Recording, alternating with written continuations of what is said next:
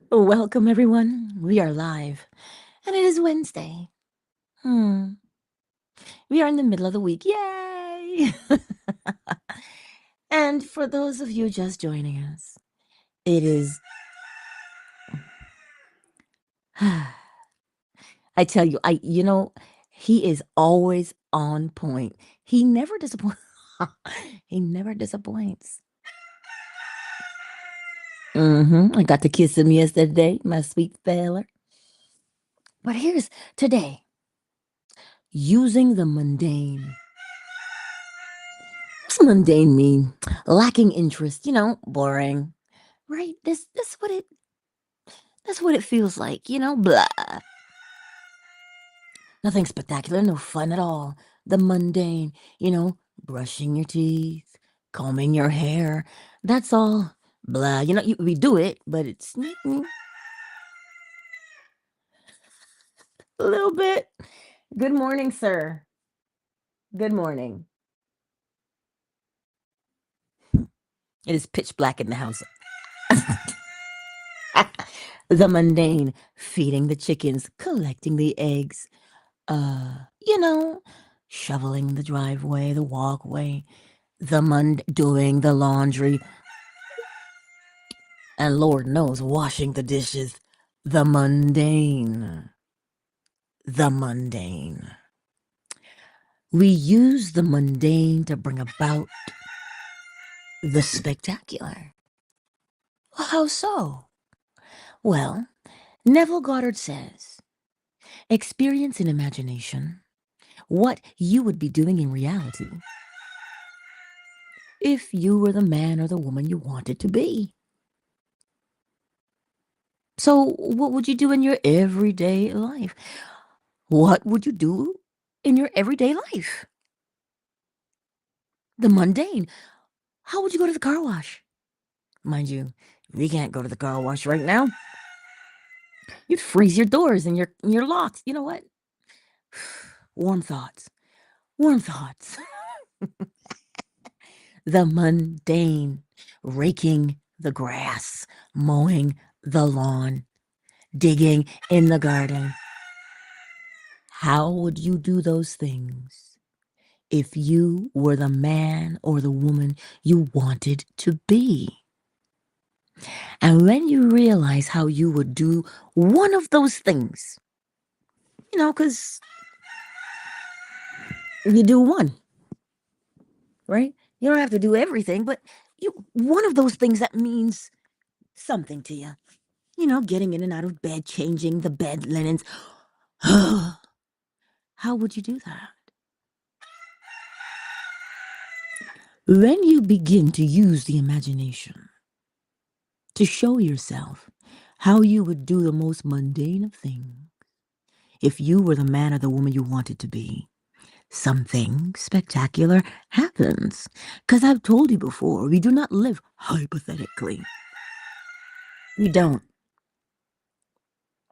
We live naturally. And naturally, if you were healthy, what would you be doing? So, in your mind's eye, you begin to do said thing. There's an attitude that comes with it, and you do it in your mind's eye. Remember, mirror neurons and the effect that they have on us. The mirror neuron, it simply does what its name is. It watches. It's a mirror. You see yourself. An example of mirror neurons at work is always my favorite story. If you watch somebody smile, you don't judge them and say, ugh, what you got to smile about? Look at the state of the world. Smiling like something's wrong with you, like you're crazy. That is not what you do. You just watch them smile, period. You just watch them smile. And did you know a funny thing happens in your body? Your body releases the endorphins as if you were the one smiling, and all you're doing is watching. Now, doesn't that go the other way? If you observe rage, What do you think happens to you? You start to get upset. Oh, you doubt me, I see. Well, let's let's because we are alive and we're human and we're grown. You know that stuff that permeates the internet? you know, rhymes with corn. Corn on the cob. I digress. When you watch it, what happens? I'm just I'm just asking a question. Why do you think people watch it? Because it does something. It makes them feel a particular way. What you thought it was only with good? You thought it was only with bad or indifferent? Listen, it does not matter. The mirror neurons are at work. And that is why the response happens.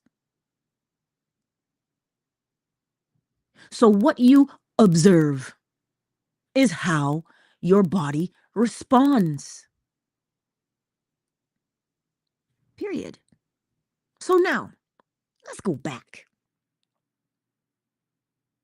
How would you be doing what you'd be doing? Are you watching things that promote health?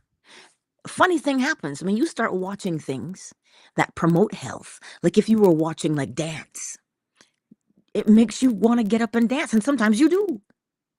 But what stops us? Oh, my hip. Oh, my knee. Oh, my back. Oh, my elbow. And we stop ourselves. But if you got up and just moved to the best of your ability every single time, you know what your brain will do? Wires a pathway for you to dance.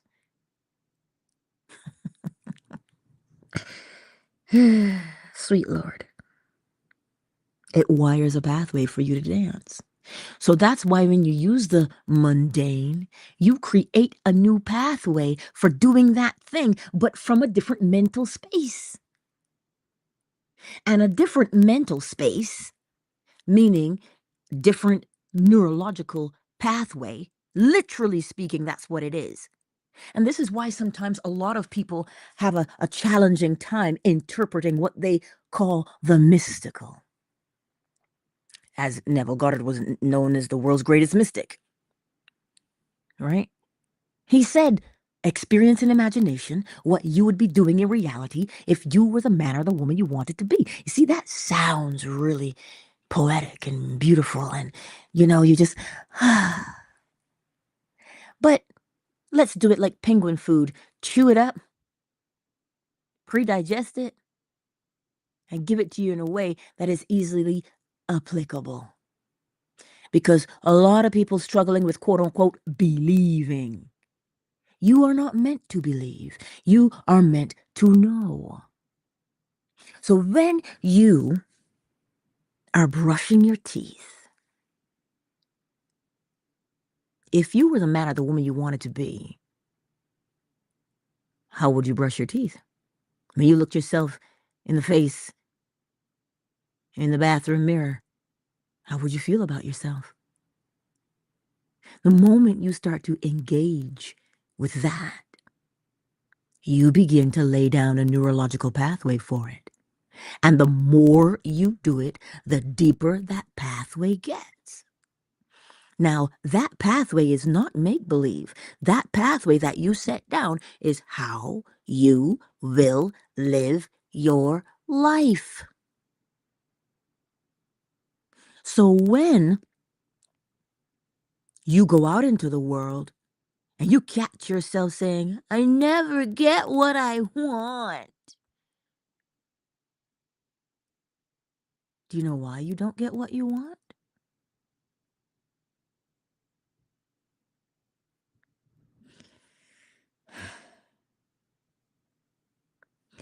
Wanting is its own neurological pathway. Wanting, wanting, wanting. Thus, you are always in a state of wanting, which is giving you exactly what you say. You say, I want, therefore you must want. But to have is different. To have. How does one have something? So how would you brush your teeth? How would you pluck that gray hair out? Don't ask questions. If you were the man or the woman you wanted to be, well, that would mean you have to define who it is you want to become.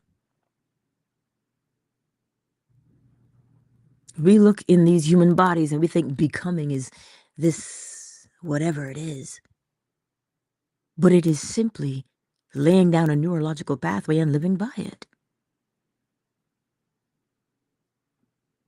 That's it. That's it on the back end. Now, when you experience it, it's spectacular, isn't it? Because you can look back and say, oh, I did do that. I did change, didn't I? And how do you know that you changed? Because the external matches what you internally became. So that is why you use what you think is mundane, what we call mundane, the things that we get up and do day in and day out. How would you do those things? What mental attitude would you be in when you did them? That is what takes exploration.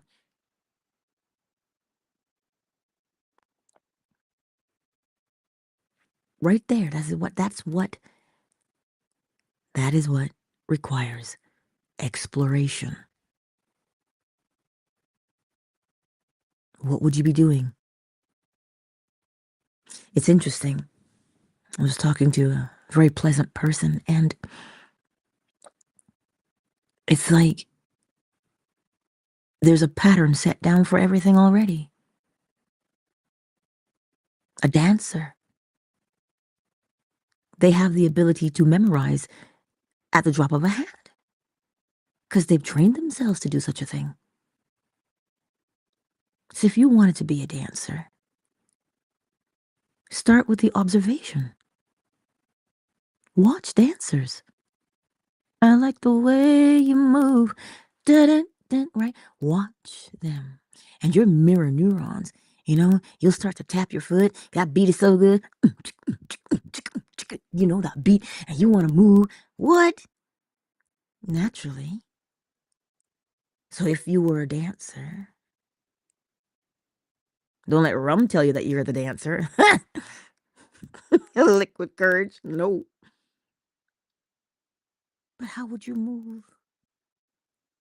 How would you get up knowing that every day you got to go to the gym and work out, lift weights, and do this? Because dancers, that's no joke.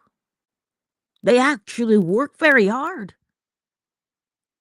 So if you were a dancer, would you get up and hate going to the gym because, no, you would get out of bed and you would say, oh, look, it's minus 24.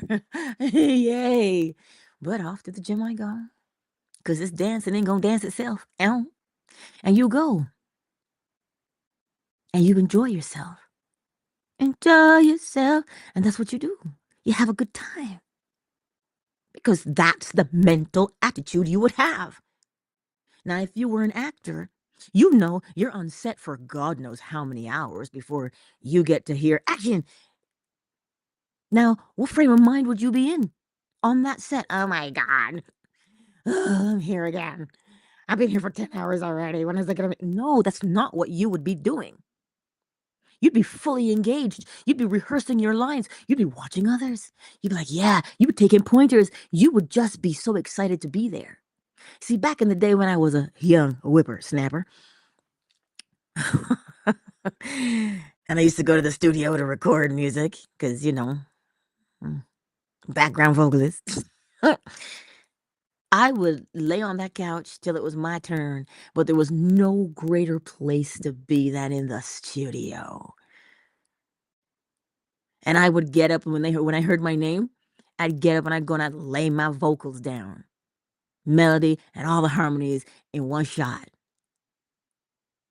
because that's where I loved being. That's it. I just went, and that's where the magic happened. It was just such a beautiful atmosphere to be in, and it didn't matter how long I was there. See that mental attitude? The mundane. How would you be doing it? To know that you are the man or the woman you wanted to be. To know that you are it. How would you wash your face? And the moment you start even entertaining how you would wash your face, you are setting down a neurological pathway. And here's the part where people get stuck on. Yeah, but nothing is happening. I'm still where I'm at. Why can't it happen faster? Mind your business. What is your task? Your task is to entertain the mentality that you would be living from. And a funny thing begins to happen. You stop thinking about it and start living it. And the moment you start doing that, opportunities arise. And you say, "Ooh, what a coincidence."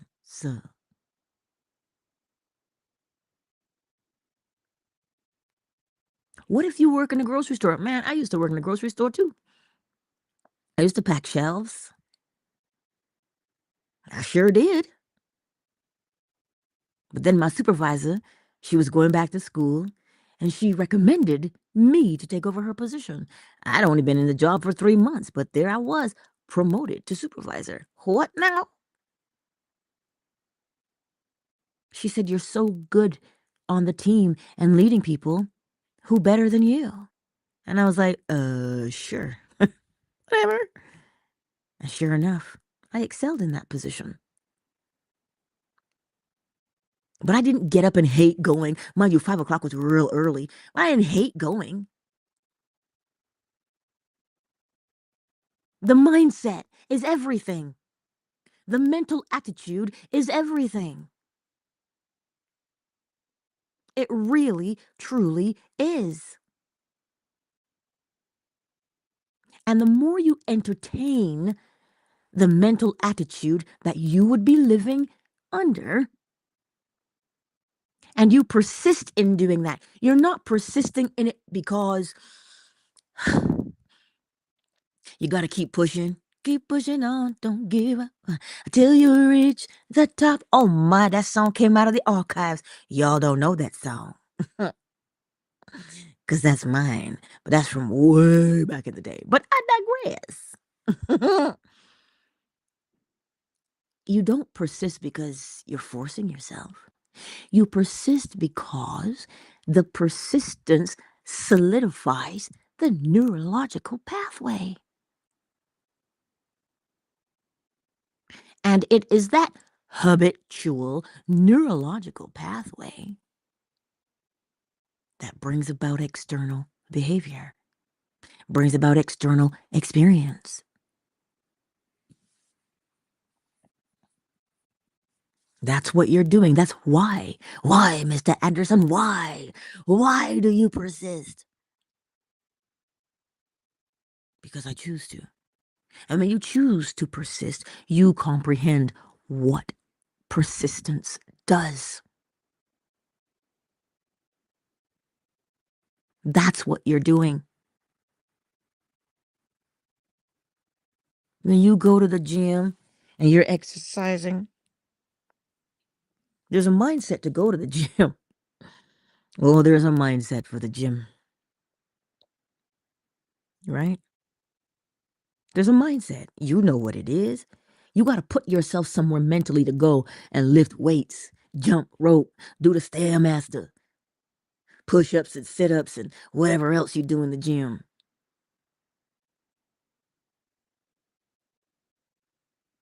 Mindset. And you know what keeps us there? What keeps you going is the desire of becoming who you say you want to become. That desire is fuel for you to persist. You say, ooh, I am. And you fall in love with what you do and who you are becoming, and it compels you, for lack of a better word. But it's not a compulsion that is one of torment. It is a compulsion that you gladly follow. Oh, yes, that's why we say the phrase force of habit. Not forces as in beat you to make you do it. No, power. That's the power the habit has to drive you to do what you do. So in your persistence, you form a rhythm, a pattern, a habit. And because you are driven by that image, what image is it of who you say you are becoming? Because you are driven by that. When you brush your teeth, when you comb your hair, you put your eyeshadow on, you put your lip gloss on. My lip gloss be popping. You know what? You put that on. And where are you doing it from? Mentally, you are doing it from a place of, I love who I am. But you see, sometimes with us as people, we get a little bit crazy and we're waiting for the other shoe to drop because we're saying, oh, good things don't last. What in the Sam Hill kind of conversation is that to have? If we can recall that there is an ebb and there is a flow, ebb and flow. But you see, the way you feel about the ebb and the flow influences. It can't get rid of ebb and flow, but the way you feel influences ebb and flow. If you hate the ebb, oh my God, you hate the ebb. Oh, look at the intensity with which you despise the ebb. Well, then, what do you think that experience will be for you? Not very pleasant.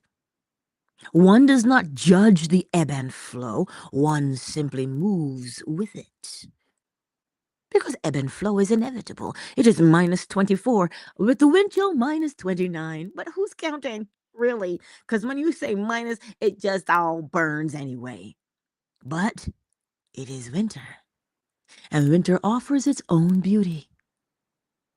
Winter offers its own beauty. A time of rest and rejuvenation. The ebb.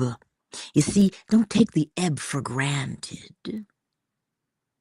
Because it's not happening yet on the outside, don't take that for granted. Prepare yourself.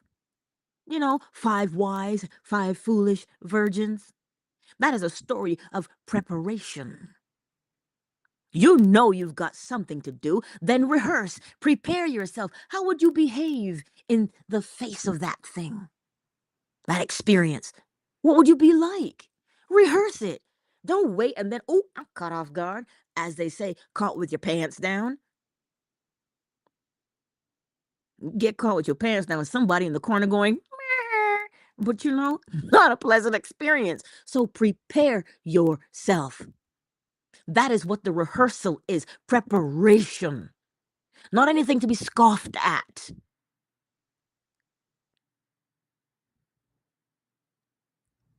That's what my daddy always says. You got to be organized to be recognized. But organization doesn't happen overnight. One prepares themselves. This is why you persist. Who do you want to be in this world? Well, then, what would you be doing? How would you brush your teeth? The mundane, the things that nobody feels like doing, but you gotta do them anyway. What attitude would you do that from? Well, then start there. Change that attitude. And as you change that attitude and persist in that mental attitude, you become it. You become it. Thereby bringing about the experiences that match that mental attitude. This is not woo-woo. This is not mysticism. It surely isn't science either. But however, science is the factual evidence of what? Mentalism, correspondence, vibration, polarity, rhythm, cause and effect, and gender. That's what you're living all day, every day. You might as well come to the understanding of it and start living deliberately. Don't be out here in these streets arguing over semantics about whose God is right. The question is, can you apply that story to your life? Which virgin are you? Wise, who is prepared, or foolish, who says, I'll take care of it when I get there? Which one are you? You see, when you start changing your mental attitude about the mundane things, you bring about the spectacular things in your life. All of those changes you want to make start with one teeny tiny little mental attitude. Just one. Just one. And when you start seeing yourself and how you've changed, something happens to you. You'll begin to celebrate. And then there'll be somebody watching you. Oh, and then they feel like celebrating. They don't know why. But you know these mirror neurons and you want to celebrate. Celebrate, good things go. You celebrate. Oh, there's a party going on right here. You celebrate. Nobody knows why you are celebrating. As long as you know. As long as you know why. You see, do not take the mundane for granted. We only look at it as mundane and call it mundane because, well, we like words. And the more words we can put in our word salad, the better we feel about ourselves. But don't get it twisted. The mundane is the spectacular, darling. It's not different from it. It is the spectacular. Look at what it becomes. Look at what the mundane becomes.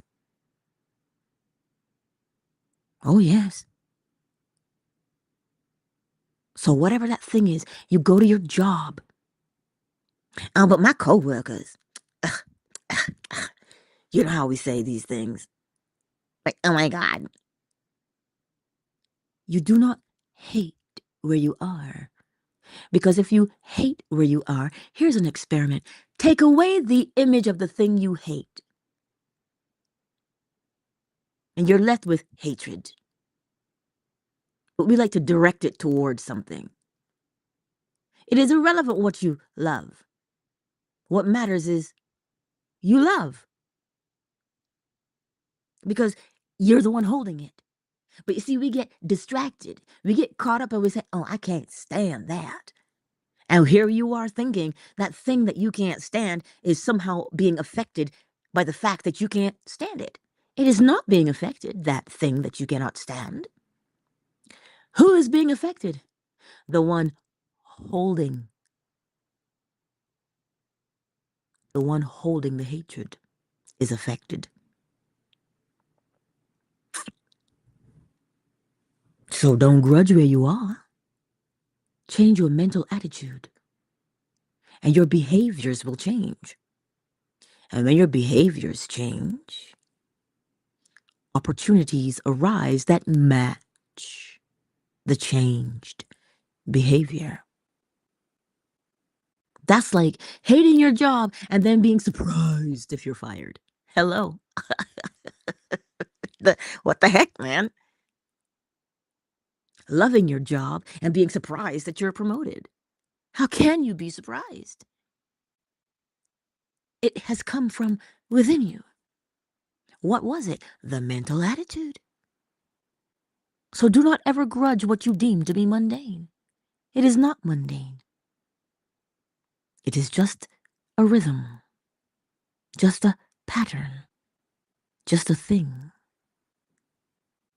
Said thing can be used as a stepping stone to get you where you want to be, to mold and shape you into who you want to become. That's what it is for. So, when Granddaddy says use the job as a whetstone to sharpen yourself, that's what he's talking about. Meanwhile, all the others who used to make fun of him in that can grow, talking about, oh, look at you, working so hard for the white man, ain't getting nothing out of it. And they always made fun of him. But he kept his head down and maintained that rhythm. Grab the root, cut the top off, throw it on the heap. Over and over. Until that plantation owner came and said, hey, Mr. Nurse, there's an opportunity in New York City. You interested?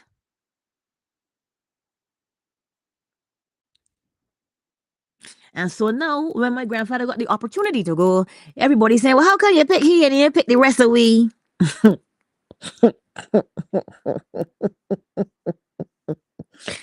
How could you have been chosen when your mental attitude did not match opportunity for being chosen? I will always revere my grandfather, always.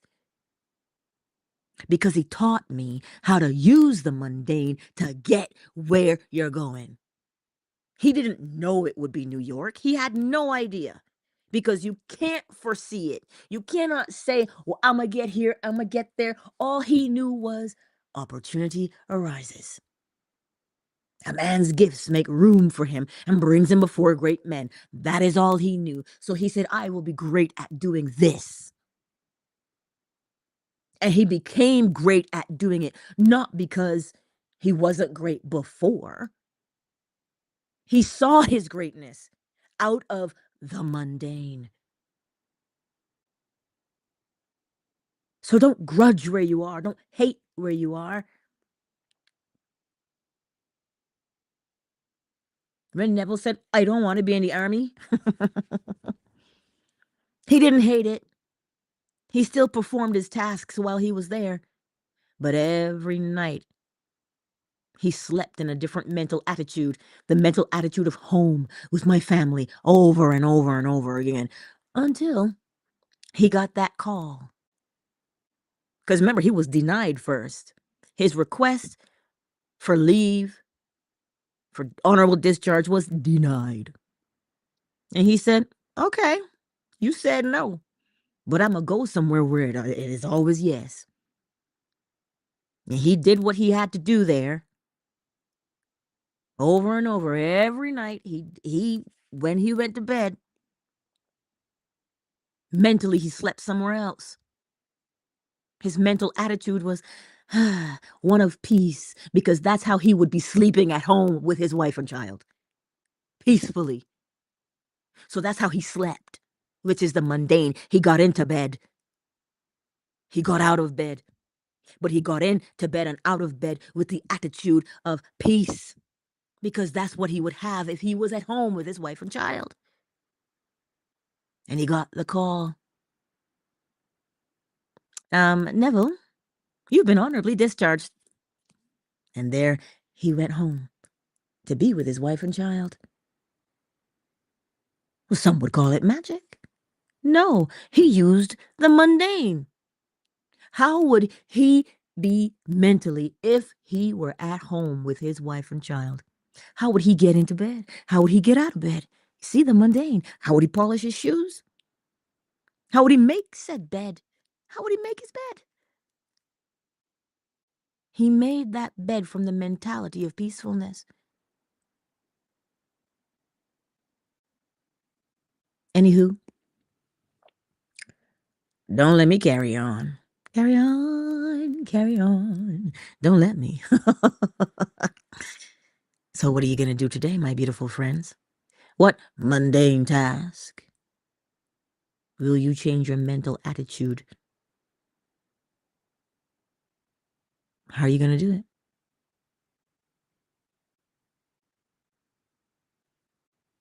What would you be doing? So remember, step 1, acknowledge where you are.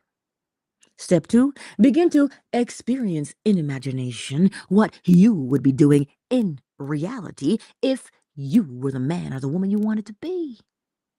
And you just pick one, because the mind, the brain, prefers to focus on one thing. As much as we humans think we can multitask, we still do one task at a time. We still do one. Listen, you can sit on the potty and brush your teeth. Yes. But you got to take care of something else first before you get off the potty. So you're still only doing one thing at a time. So you choose that one thing, that one mundane thing that you would be doing in reality. And you get the mental attitude of doing it. And that's because you're already doing it. You don't have to go out there and try and find something. No, you choose already what you would be doing. And you do it from that mental attitude. And in 2 shakes of a lamb's tail, your life will change. And when your life changes, please, for the love of God, don't act surprised. Why? There is no surprise. You said, I am becoming this person. And when you become it, you go, oh my God, I became. Well, isn't that what you were practicing? Okay, look. Anywho, you do know that I love you. Who's here? I don't know who's here in the chat on YouTube just yet, because nobody said hello to me. Melly Mel? K-Frame Classic? Oh, Mr. Stafford Jr.? The better man? Jeff? Ray of Sunshine? Who's all here?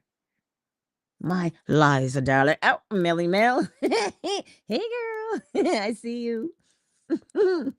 And we all know a little bit is here because it's a little bit. We always know where he is. Twitter, Twitter is for replay gang. Who's on fan base this morning? Michael, hello. Hey, Ray Ray. The heaviest weight to lift at the gym is the door. Oh, Big Mike is here. Big Mike. Ain't that something? The heaviest weight. But why? But then it becomes easier to open when you change that mental attitude and you recognize why you're doing what you're doing. But I love that. The heaviest door, the heaviest weight is the door, because that's how you got to get yourself there. Right? Miss McQueen. Hello, darling. I see you. And Ray Ray, but opening the heart seems more challenging. Not necessarily. I know it does. I know that it does feel more challenging. But look at all the beauty that emerges from it. To accept things as they are. Yes. Accepting things as they are.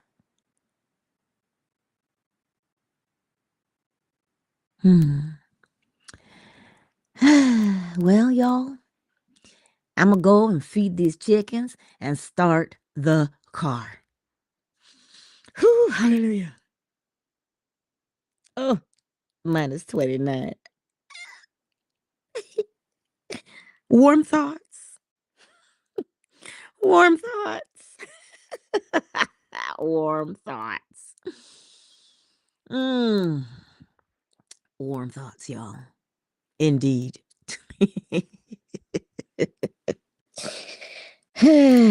Mother Nature. Girl, Mother Nature. You gotta love her, though. You gotta love her. Anywho, y'alls, go forth and enjoy. K-Frame, I see you, baby. Go forth and enjoy this beautiful day. Indeed. And do know that you are spectacular. Oh, indeed you are. Yes, yes. Don't ask me how I know. I don't believe you to be spectacular. I know that you are. Because the principles say that you are, darling. Not me. That's not my opinion. The principles say that you are.